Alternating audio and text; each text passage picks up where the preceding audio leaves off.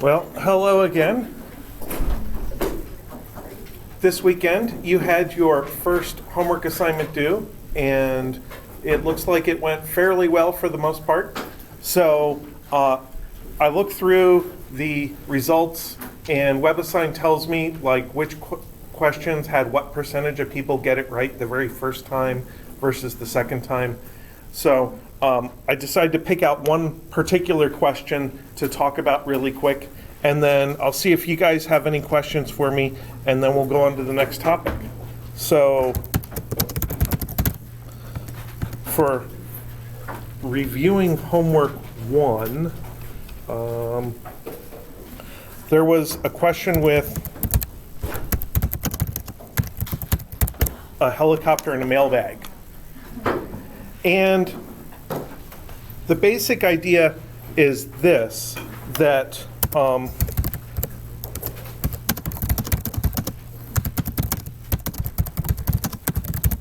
the helicopter is said to be moving at constant velocity.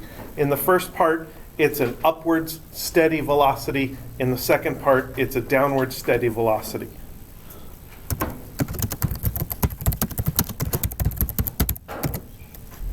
And then it drops a mailbag, and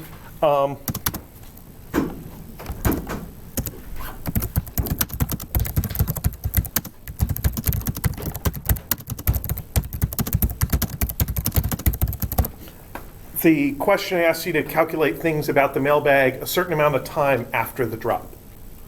So for part 1, let's say that V of the helicopter is plus 1.35 meters per second. That means that the bag is going to pick that up. V bag initial is equal to plus 1.35 meters per second. And then the bag is going to accelerate due to gravity.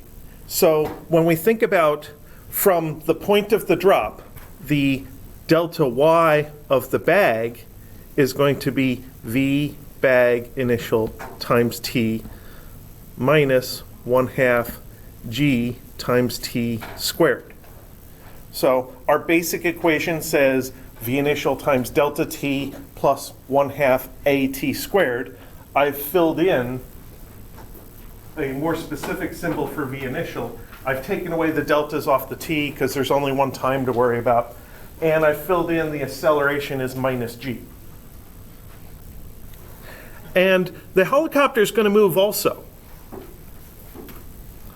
And it's just going to move at VCT because its acceleration is 0. So basically you can think of it as being the exact same kinematics equation, but the 1/2 at squared term is gone.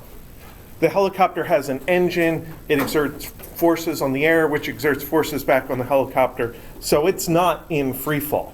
The bag is going to be in free fall. And if I want to know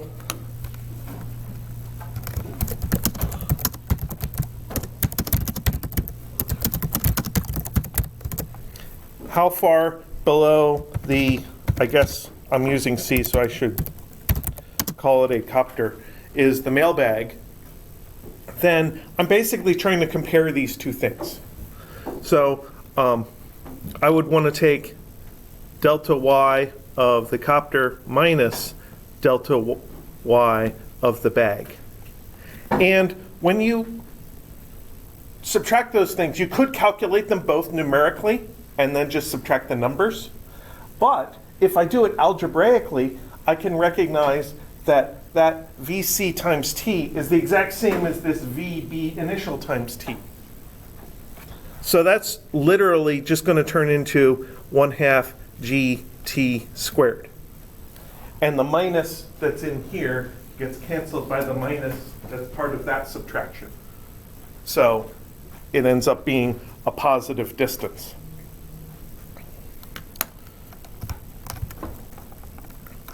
So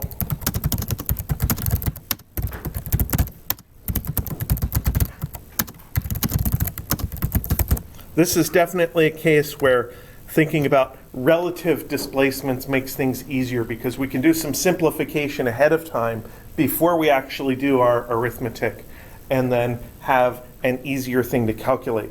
So that gives you the distance, how far below the helicopter is, regardless of the initial speed. So when the initial velocity was positive in parts A and B, you get one value for part B, and then when the initial velocity was negative for part C, that distance is still the same.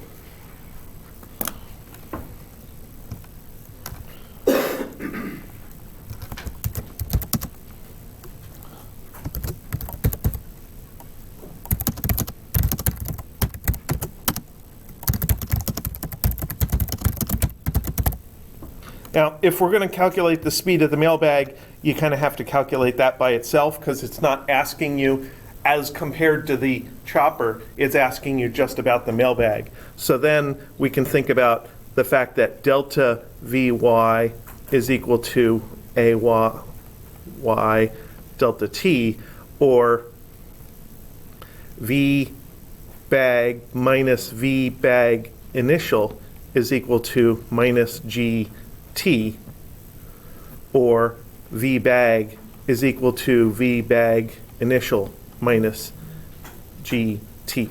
So there's some initial velocity in the first version, the VBI is positive, and you subtract 9.8 times the time.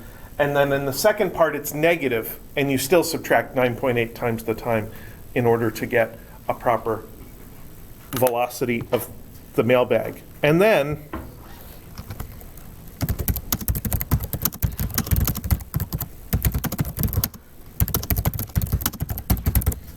because this is a calculation of velocity, that's what we can calculate most directly. That's what our fundamental kinematics models describe.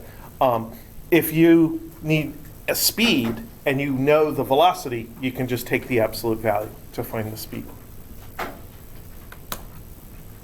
So I didn't go through the details with numbers on it, but more than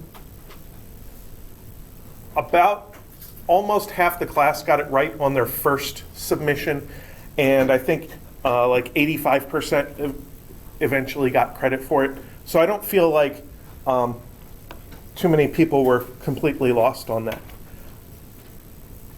So that's a question that I picked out. Does anybody have any requests for any of the homework 1 problems for me to go over real quick before I start talking about vectors?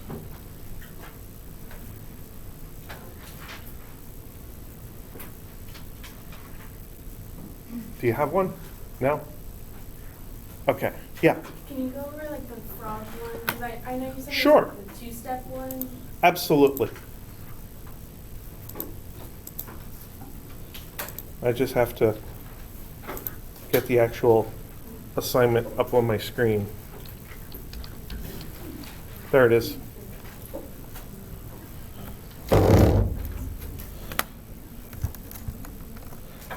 So the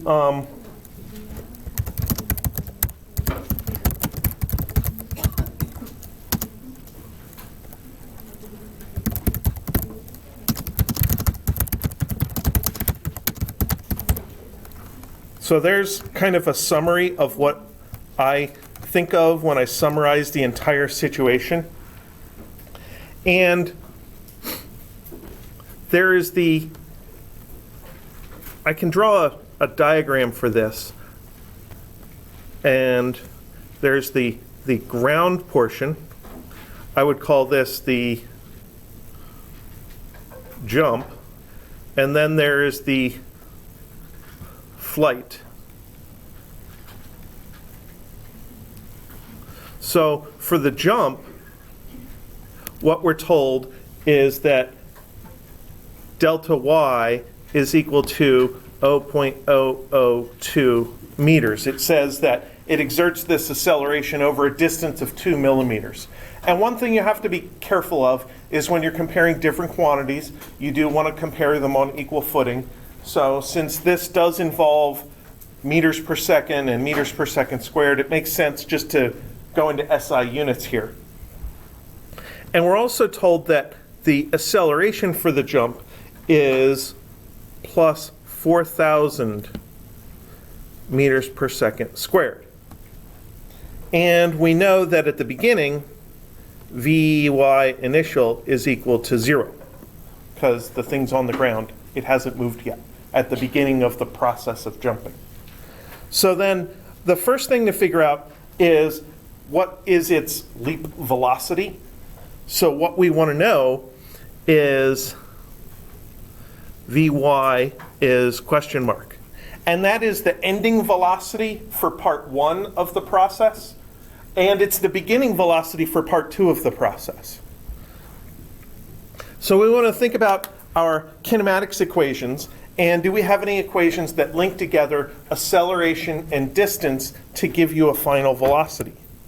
And our final velocity appears in the v² equation, and that one will work very well, and that's my choice. Final velocity doesn't appear in the 1/2 at² equation. It appears in the other equations as part of the average velocity or as part of the delta velocity, but both of those involve time, and we don't know the time, and we don't care about the time. So that would be a situation where we'd end up with simultaneous equations, and we'd have to eliminate time as a variable, and we did that work ahead of time in order to get the v² equation. So we'll pick that one out. So we'll say Vy squared is Viy squared plus 2ay delta y, which is 0 plus 2 times 4,000 times 0.002, which is 16. Because the decimal shift of the 0.002 cancels out the thousands, and you get 2 times 4 times 2 is 16. So then Vy is just 16.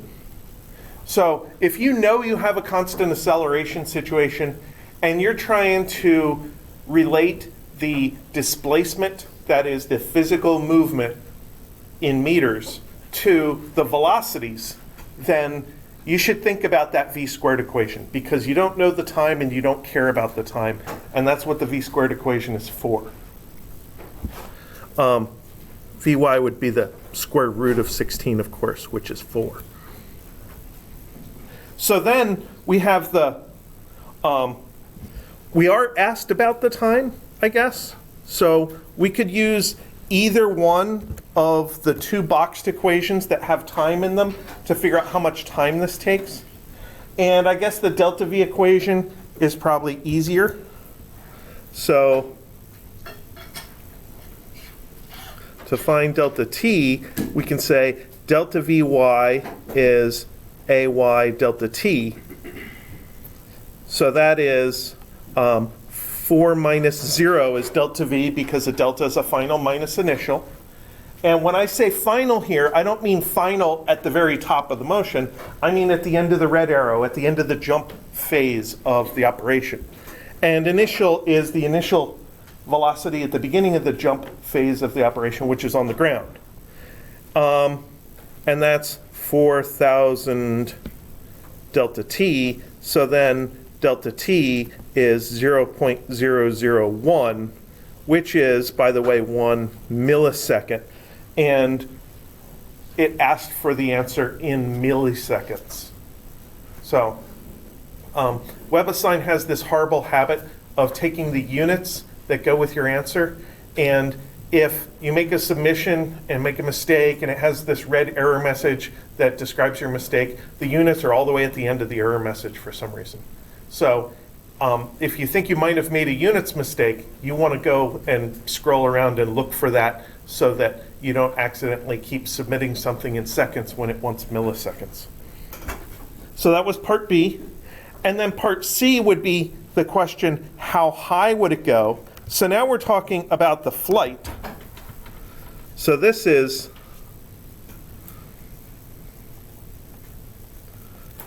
Vy initial equals 4 from down below, and Ay is minus 9.8 meters per second squared. So this is meters per second. And the question is, what is delta y?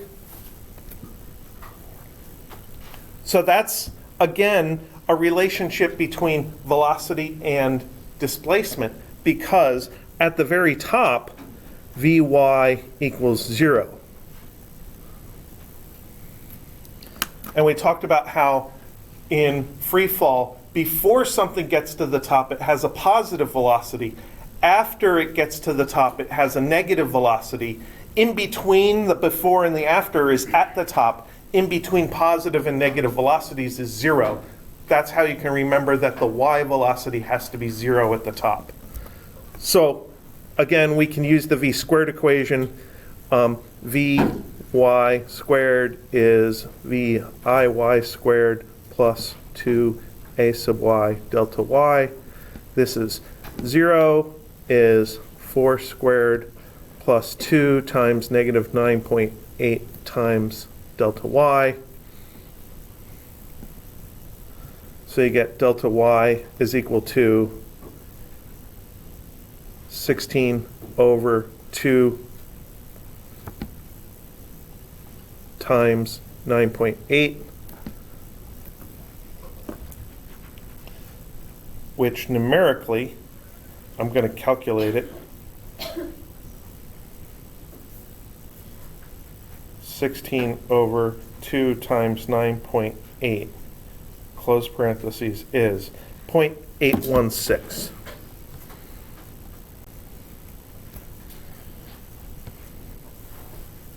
meters. And that is the actual answer that WebAssign was using.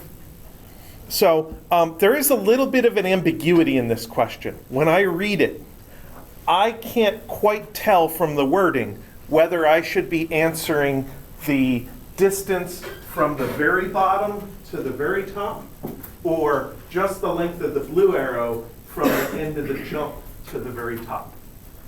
And that is, I guess, a problem with the way the question is phrased, but the difference between those is only 2 millimeters. It's only 0.002. It's the difference between 0.816 and 0.818, which is well within the tolerance of a reasonable calculation. So it doesn't really matter which they're specifically talking about. If you were talking about a person jumping, then the jump phase of their motion might be half a meter, and the flight phase might be only, well, 0.2 meters for somebody like me, and then the jump phase is a significant portion or even more than the flight phase, so you'd have to be very specific about how you do it. So when they measure the height of jump of athletes, they don't measure how far their feet can get off the ground. Has anybody done this? Usually they have a person put their hand up and touch something and then see how high they can touch with a jump and compare that. So then they're getting a valid comparison between the before jump height and the full jump height. So that question is all about using the v squared equation and getting some useful data out of it. Okay. So today I want to begin to talk about our next topic, and that is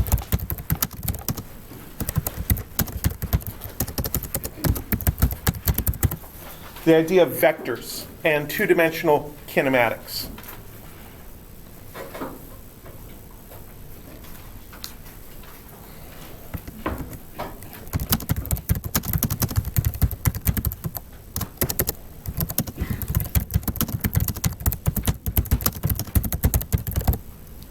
And just to kind of give a definition to start out with, a vector is a mathematical quantity with magnitude and direction.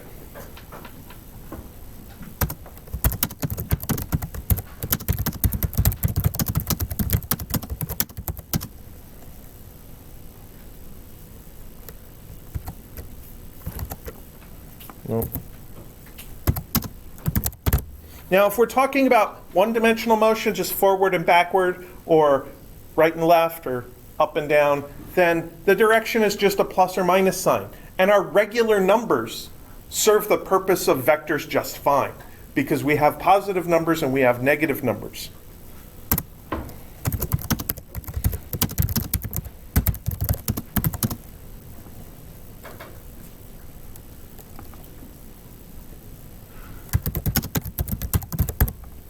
So in 2 dimensions, the direction is more valuable.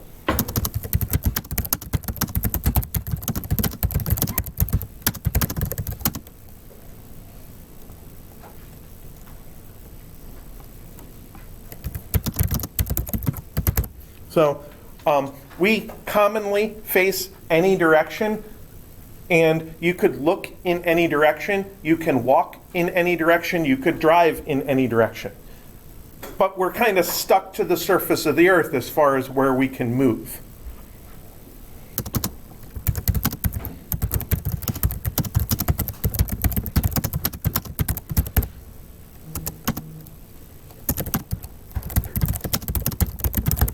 And in 2 dimensions, we can specify the angle, we can specify the direction as an angle. Or sometimes we call it a heading, or sometimes we call it a bearing. And those things mean particular things as far as what the direction is. So just like when we want to give values of positions, we have to pick a coordinate system. We have to pick an origin and say, okay, this is x equals 0. So this is x equals 1, and that's x equals 2 over there. With angles, we kind of have to do the same thing. We have to pick a coordinate system, and then that direction, that coordinate system will tell us what direction is angle 0, and then from there, we can measure actual angles.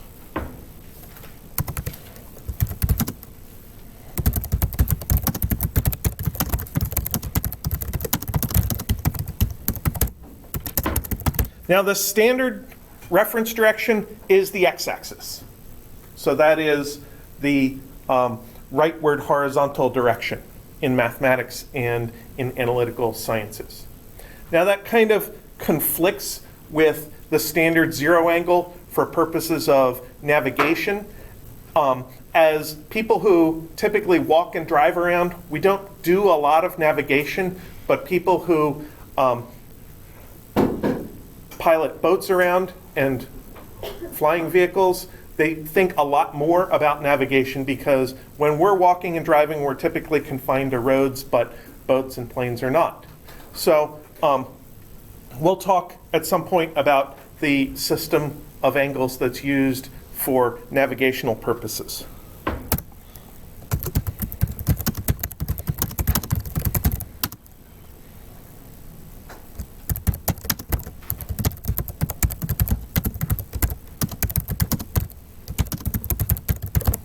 Now, positive angles are measured counterclockwise from that direction.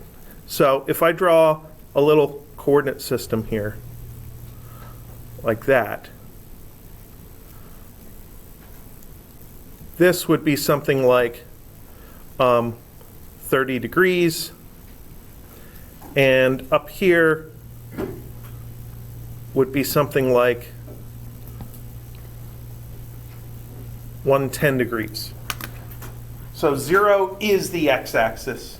You measure up or counterclockwise from there, and just imagine the hand of a clock going backwards however many degrees until you get to something you're thinking about. So I might be thinking about the direction of that red line or the direction of that blue line. 90 degrees is the y-axis, 180 degrees is the negative x direction. And then you can keep going beyond there. 270 degrees is downwards on the coordinate system. And then 360 is back where you started from.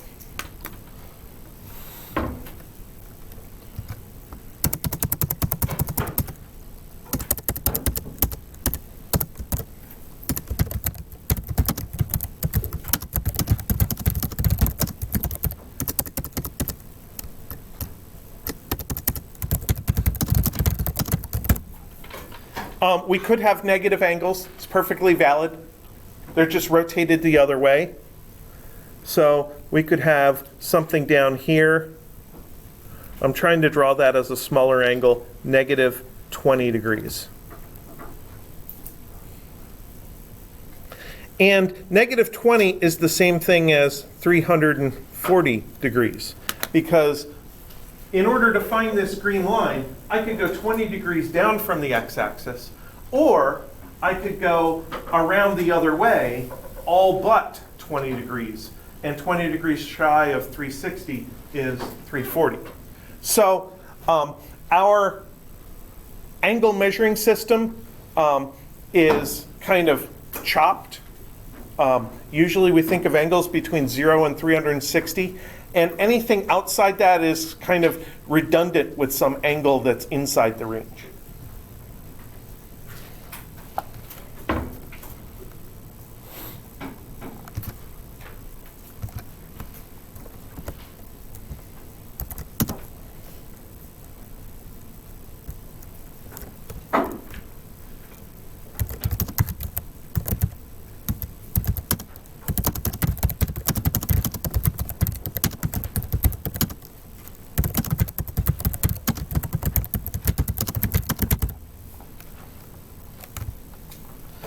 Now I said that vectors have a magnitude and a direction, and the magnitude of a vector is a very important part of any vector. It's a length or a speed or a strength associated with that vector. So we're going to think a lot about displacement vectors that have a length. We think a lot about velocity vectors that have a speed. Acceleration vectors have I don't know, we only call it the magnitude of the acceleration. We don't have a special word for it. But we'll deal a lot with force vectors after exam 1, and force vectors have a strength of the force. So that's the part of a vector that tells you how big the vector is in your diagram.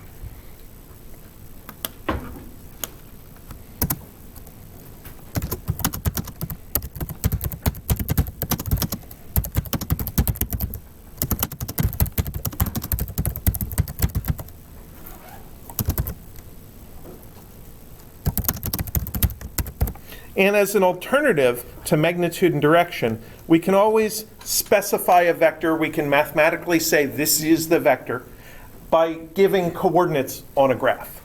So I want to start out with the idea of coordinates and work our way up to figuring out how the coordinates and the magnitude and direction are related to each other. So the first kind of vectors to think about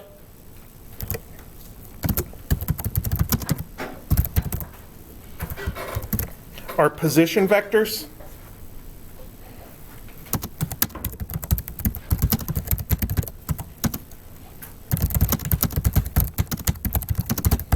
And position vectors hopefully are exactly what you think they should be. They describe where an object might be. So we could lay down a coordinate system.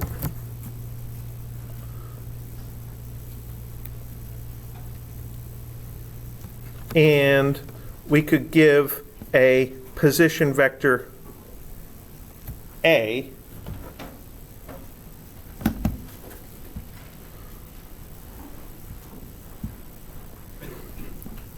as 4.33 comma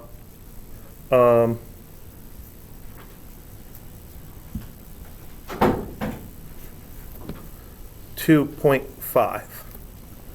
So what we're saying is in this XY axis,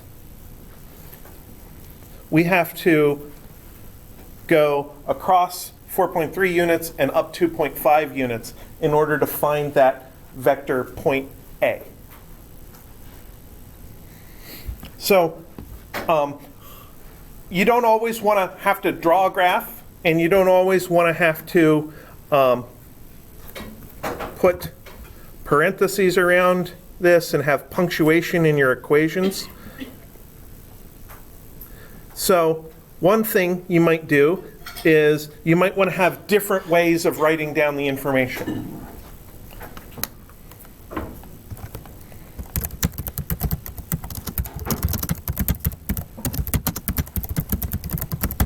You might be concerned mostly with the x direction.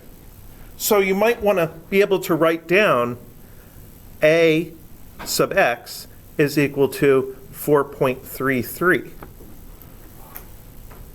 In a different part of your analysis, you might be concerned only with the y direction. So you might want to write down a sub y is equal to 2.5. And these values are called the components of that vector A. And we symbolize the components by putting a little subscript saying what direction we're talking about. Now, for any vector in a two-dimensional graph, any vector in a flat drawing on the page, we need two separate components to know the vector for sure, to completely know the vector. And here I have an x and a y component, so now I know the vector.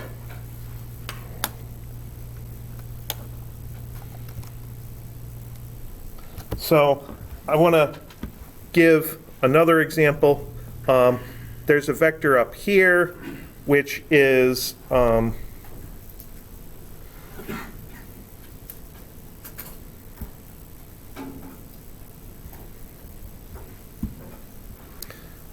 vector b, and b sub x is negative 1.03.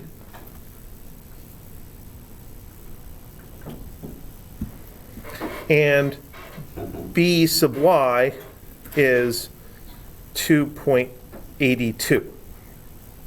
So vector b is in the left side of the diagram. That gives it a negative x value. It's still in the upper part of the diagram with a positive y value. Its y value is a little more than the y value of vector a, so it's up in the diagram a little higher than vector a. Now, we don't usually think about the magnitude and direction of position vectors. So I'm going to skip right to the next kind of vector that's really important to us. And those are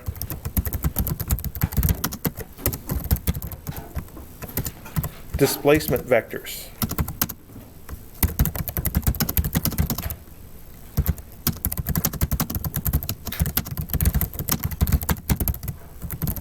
And displacement vectors tell you how to get from one place to another. So we had delta x's in our kinematics analysis, or delta y's, which were just differences between two positions. And I can draw a displacement vector in this diagram that literally goes from point A to point B. And for some reason, somebody decided that they like the letter R for this purpose. So our book and a lot of other books use the notation delta R to represent the idea of a vector that goes from one point to another in a literal graph that would be in meters in both directions. So mathematically, we could say delta R is equal to final, which is B, minus initial, which is A.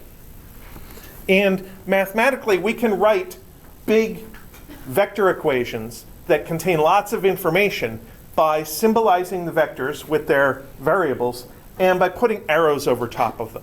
The arrows over top of them indicate that, hey, I'm talking about vector quantities here.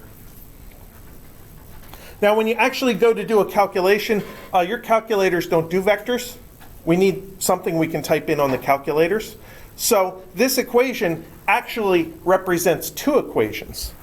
There's an equation that says delta x is b sub x minus a sub x. And there's a separate one that says delta y is equal to b sub y minus a sub y. So vector equations are very concise and powerful because they represent more than one equation simultaneously. So if I wanted to actually numerically calculate this, I would just do 4.3, no, I would do b minus a. I would do negative 1.03 minus 4.33 equals negative 5.36. And this one would be 2.82 minus 2.5 is 0.32.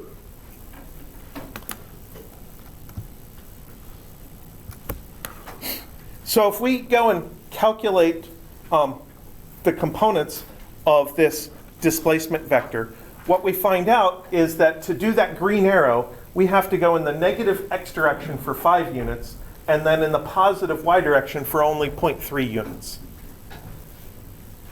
So that delta r vector goes very much to the left and a tiny bit up.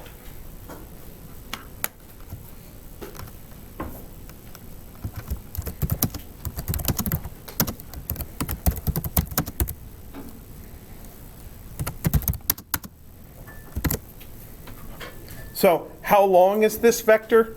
Well, to think about how long it is, we want to kind of think about a triangle here.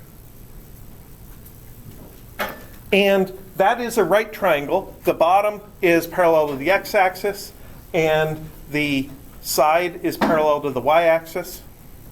And the bottom has a length of 5.36, and the side has a height of 0.32. So the magnitude of delta r can be calculated from the Pythagorean theorem, square root of 5.36 squared plus 0.32 squared.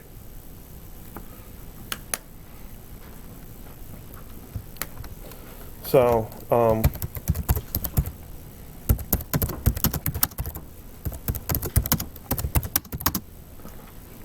5.37. And if all the other vectors are in meters, that would come out in meters. Now notice something I'm doing here when I'm calculating a magnitude. Because I'm squaring these things, I'm not going to type in the minus sign. Because if I type in the minus sign, I risk some danger here.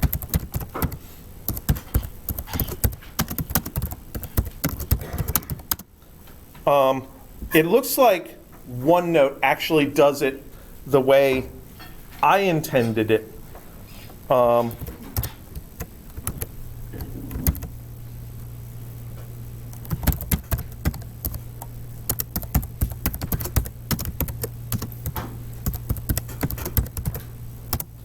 But if I do the same thing in most calculators, Google interprets it a completely different way. And if you tried it on your calculator with the minus sign, the way I typed it, it might even give you an error. Google is giving me a little I, which is the imaginary number, because it took the square root of a negative number for me. And if you look close here, what it did was it had some implied parentheses. It squared the 5.36 first, and then slapped a minus sign in front of it. That is not what I wanted.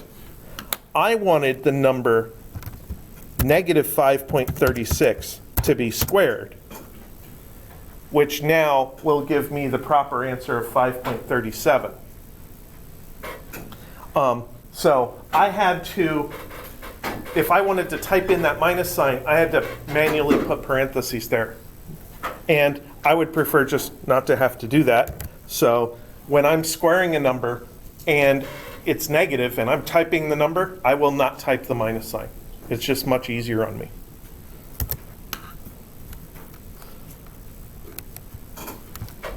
So now we need to do something about the direction.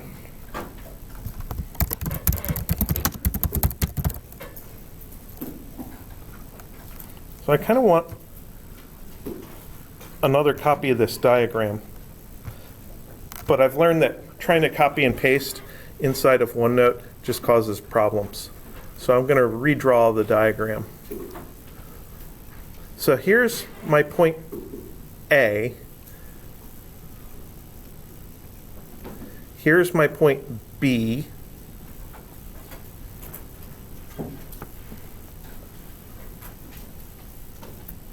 And here's my delta. And even though point A is a dot and point B is a dot, we often think of them as being a vector themselves. So we have A, B, and the delta R displacement from A to B, and I guess delta R should have an arrow on it.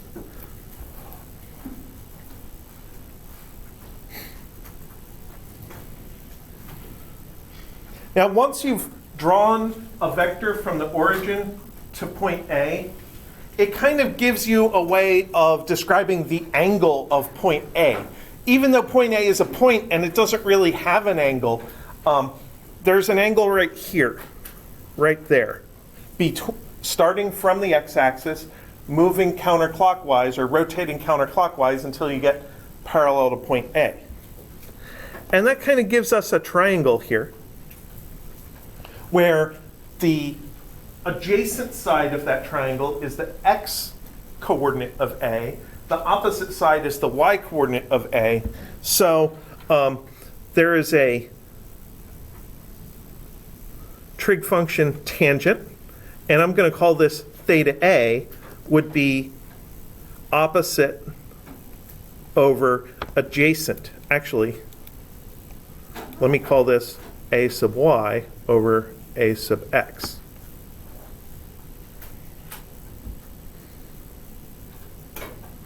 So if I wanted to calculate theta A, I would take the inverse tangent of, and I need the coordinates of A, 2.5 over 4.33.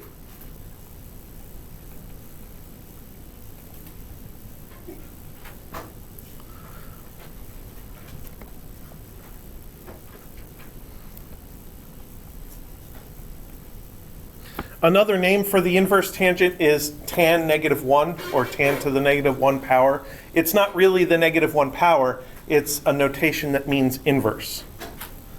And hopefully when I calculate this, I get something that is about 30 degrees, because that's how I came up with the coordinates to begin with. Inverse tangent of 2.5 over 4.33. is 30 degrees. Great. So I can do the same thing for B. I can say tan theta B is B sub y over B sub x. And that's even though B doesn't have a positive x coordinate. So I'm using the triangle trig function, but extending it beyond valid triangles. So what are B's coordinates? 2.82 over negative 1.03.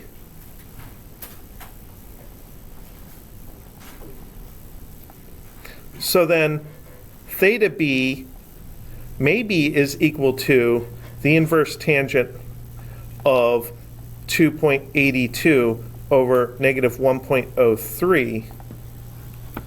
So let's check that value. The inverse tangent of 2.82 over negative 1.03 is negative 70 degrees. Now that's a bit of an issue because negative 70 degrees is down here.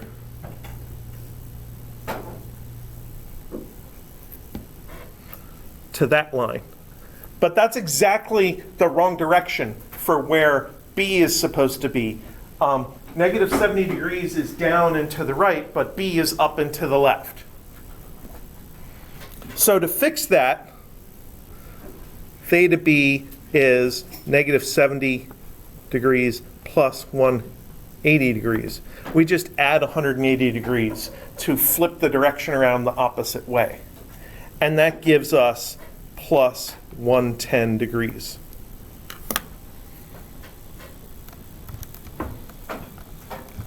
So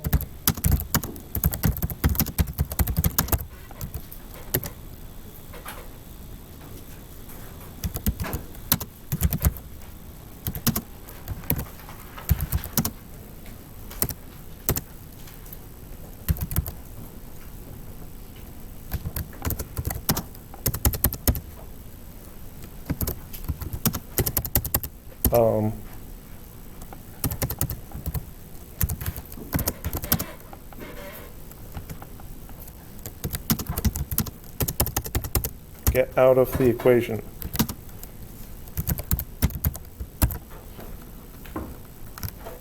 So if you're trying to find an angle, you should use the inverse tangent. Sometimes it's called atan.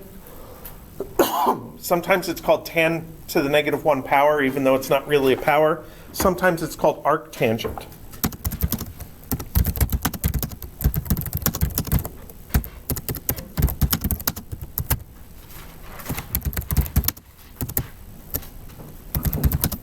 Oh, nuts.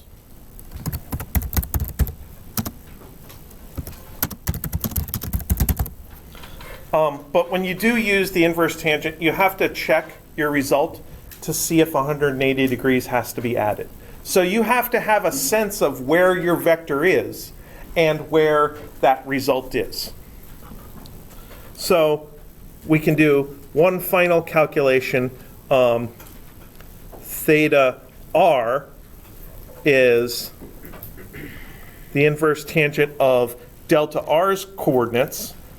Delta r's coordinates were 0.32 over -5.36, 0.32 over -5.36. So I calculate the inverse tangent of 0.32 over -5.36, and I get an angle of -3.4 degrees. So 0 is the x direction, 90 is down, or -90 is down, and -3 is just a tiny bit down from 0. But our delta r in our diagram was up and to the right. So we know we have to flip it around. So I'll change this to a question mark equation and then say theta r really is -3.4 plus 180, which is 176.6 degrees. And now I know the theta value, the angle value that corresponds to that vector. So on Wednesday, we'll go over velocity vectors and some calculations we have to do with velocity vectors because they're related to displacements. And then we'll talk about the next homework assignment.